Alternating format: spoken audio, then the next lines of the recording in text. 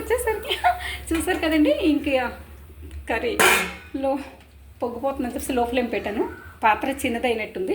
చూస్తారు కదండి. ఇప్పుడు మనం ఇక్కడ మూత పెట్టదండి, ఎందుకంటే బెండకాయ ముక్కలు పొంగుతాయి కదండి, అందువల్ల అలా ఉంచేద్దాం. చూసారు కదండి. ఈ రకంగా మనం వండుకొని తింటే చాలా అంటే చాలా బాగుంటుంది. పప్పు 3 వంతులు వండినా కిందలు వేసుకోవాలి. అండ్ ఇప్పుడు చూసారు కదండి, అక్కడ ఫ్రిడ్జ్లో ప్యాకెట్ అవ్వలేదు త్వరగా, ఇక్కడ అయిపోయింది బయట, అంటే అదే ఐస్ కరిగిపోయింది. ఇప్పుడు మనం ఇది యూజ్ చేసేసుకోవచ్చండి. గ్యాస్ ఎక్కువ అవుద్దండి, అందువల్ల మనం ఈ ఐస్ ముక్కతో మనం స్టవ్ మీద పెడితే గ్యాస్ ఎక్కువ అయిపోద్ది కదండి, అందువల్ల ఇలాగ అంటే మిగిల్చేయాలన్న కాన్సెప్ట్ అయితే ఏం కాదండి నాది. అంటే కొంత సమ్టైమ్స్ ఇప్పుడు మొన్న చూసారు కదండి, అత్యవసరంగా అక్కడ వార్ జరిగి మనకి గ్యాస్ లేకుండా అయిపోయింది.